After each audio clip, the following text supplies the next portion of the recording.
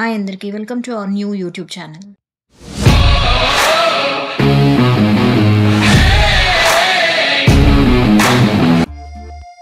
అందరికీ welcome to our YouTube channel. ఈరోజు మన వీడియోలో మనం colour rice with chicken curry ఎలా చేయాలో చూద్దాము. ఇలాగో సంక్రాంతి పండుగ వస్తుంది కదండి, ఇంటికి బంధువులు అందరూ వస్తారు. ఒకసారి కనుమ రోజు ఇది ట్రై చేసి చూడండి, చాలా బాగుంటుంది.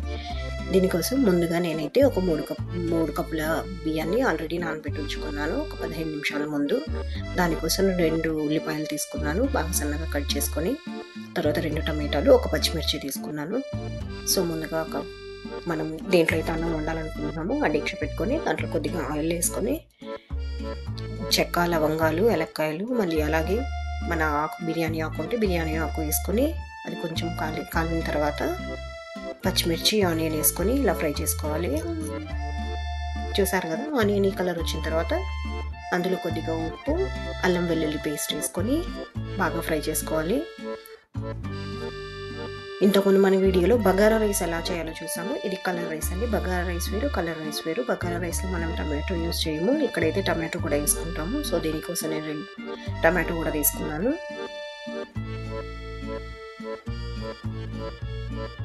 టమాటో కొద్దిగా ఉడికిన తర్వాత చూసారు కదా, టమాటో ఇలా కొద్దిగా ఉడకాలి. కొద్దిసేపు టమాటో వేసిన తర్వాత మూతేసి ఉంచండి. ఇలా బాగా ఉడికిన తర్వాత ఇప్పుడు దీంట్లో మనం కొంచెంగా మసాలా యాడ్ చేసుకోవాలి.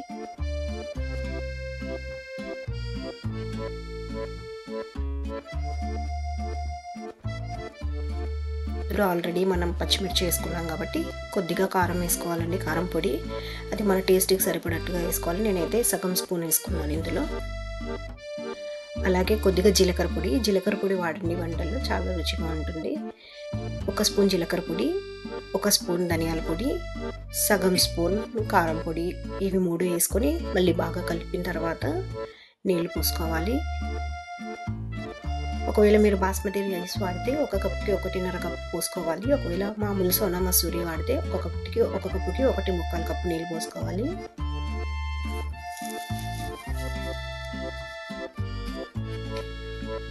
నీళ్ళు పోసి బాగా ఎసురు వచ్చిన తర్వాత మనం ముందుగా నానబెట్టుకున్న బియ్యాన్ని ఇందులో వేసేయాలి. అంతే, ఈజీగా కలర్ రైస్ అయిపోతుంది ఒక 15-20 నిమిషాల్లో.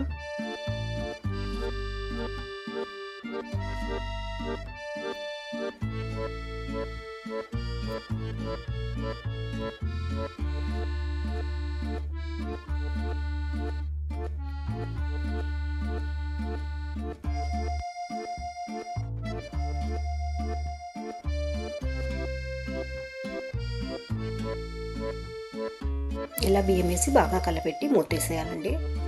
మళ్ళీ మధ్యలో 1-2 సార్లు మనం అన్నం ఉడుకుతుందా లేదా అని జస్ట్ అలా కలపెట్టుకొని మళ్ళీ మూతేసేయాలి. ఇలా అన్నం అంతా దగ్గరికి వచ్చి నీళ్ళన్నీ అయిపోయిన తర్వాత కొద్దిగా కొత్తిమీర వేసి దీన్ని దమ్కి పెట్టాలి. దమ్కి పెట్టడానికి ఒక తడి బట్టను తీసుకొని ప్లేట్ మీద మూతేసి తక్కువ మంటలో ఒక 5 నుంచి 10 నిమిషాలు ఉంచితే అంతే, మన కలర్ రైస్ రెడీ అయిపోయింది. ఇప్పుడు దీని కాంబినేషన్కి చికెన్ కర్రీ ఎలా చేసుకోవాలి సింపుల్గా. ఈ చికెన్ కర్రీని మనము ఈ అన్నంలోకైనా వాడచ్చు, చపాతీలోకైనా తినచ్చు, దోశలోకైనా తినచ్చు, దేంట్లోకైనా తినచ్చు. దీనికోసం నేను 1 కిలో చికెన్ తీసుకున్నాను. దీనికి 3 ఆనియన్స్ తీసుకున్నాను, ఒక 3 టమాటో కూడా తీసుకున్నాను, 1 పచ్చిమిర్చి తీసుకున్నాను. కొద్దిగా ఏలక్కాయలు, లవంగం, చెక్క వేసుకొని ఫ్రై చేసుకోవాలి. నూనె వేసి పచ్చిమిర్చి, ఆనియన్స్ వేసి ఫ్రై చేసుకోవాలి. ఆనియన్స్ కొంచెం ఫ్రై అయిన తర్వాత కొద్దిగా ఉప్పు, అల్లం వెల్లుల్లి పేస్ట్ వేసి బాగా ఫ్రై చేసుకోవాలి.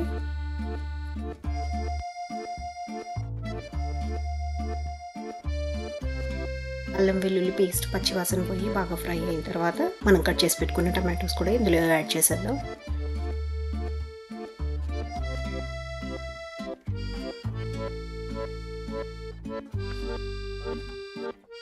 సేమ్ కర్రీ అండి, ఓకే. నేను డీక్ష మార్చాను, అది సరిపోవట్లేదు అని. ఇందులో కొద్దిగా కారం వేసుకోవాలి. కారం అన్నది మన టేస్ట్కి తగినట్టు మనం తినేదాన్ని బట్టి వేసుకోవాలి. కొందరు ఎక్కువగా తింటారు, కొందరు తక్కువగా తింటారు. సో మీరు కారం ఎంత తినాలనుకుంటే దాన్ని బట్టి మీ ఇంట్లో ఉన్న కారాన్ని బట్టి వేసుకోవచ్చు. తర్వాత ఒక 2 స్పూన్ల జీలకర్ర పొడి వేసాను, తర్వాత 2 స్పూన్ల ధనియాల పొడి, 1.5 spoon chicken masala, 1 spoon garam masala వేసానండి. ఇవైతే మనం కొలతలు చెప్పొచ్చు, కానీ కారం అన్నది ఎవరి టేస్ట్కి తగ్గట్టు వాళ్ళు వేసుకోవాలి. ఎందుకంటే కొందరు ఇంట్లో ఆడిస్తారు, కొందరు బయట షాప్లో నుంచుకుంటారు.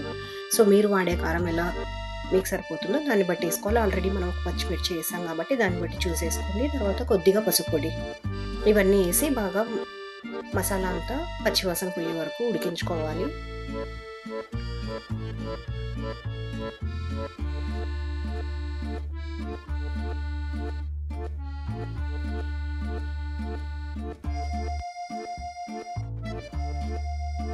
ఇలా బాగా మసాలా అంతా ఉడికి నూనె ఇలా బయటకు వస్తున్న టైంలో మనం ముందుగా కడిగి పెట్టుకున్న చికెన్ ఇందులో వేసుకోవాలి.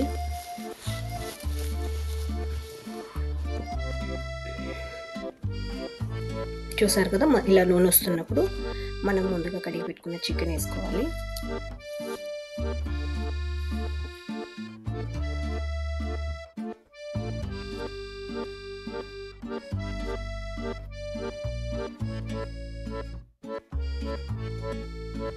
ఈ స్టేజ్లో మనం నీళ్ళు అన్నది ఏమీ పోయొద్దు ఇందులో.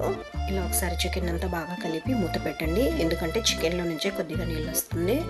ఆ నీళ్ళతో కొంచెం చికెన్ ఉడికిన తర్వాత మళ్ళీ మనం కొద్దిగా నీళ్ళు పోసుకోవచ్చు.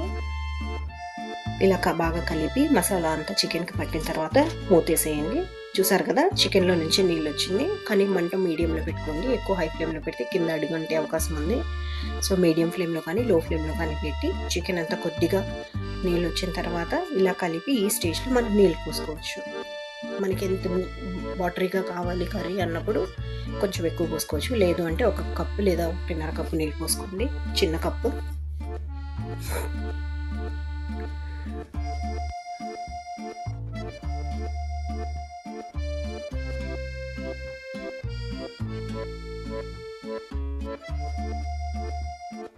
నేనైతే 1 కప్పు నీళ్ళు పోసి ఇలాగే మూతేసి ఉడికించేసాను. ఒక 10 నిమిషాల తర్వాత కొద్దిగా నీళ్ళన్నీ ఉడికి చికెన్ అంతా దగ్గరకు అయిన తర్వాత కొత్తిమీర వేసుకొని గార్నిష్ చేసి సర్వ్ చేసుకోవడమే, అంతే.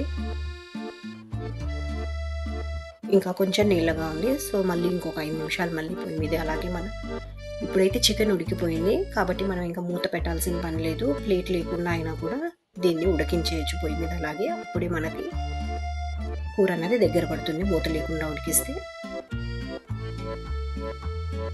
అంతే, కొత్తిమీర వేసుకొని ఇంకా సర్వ్ చేసుకోవచ్చు దీన్ని.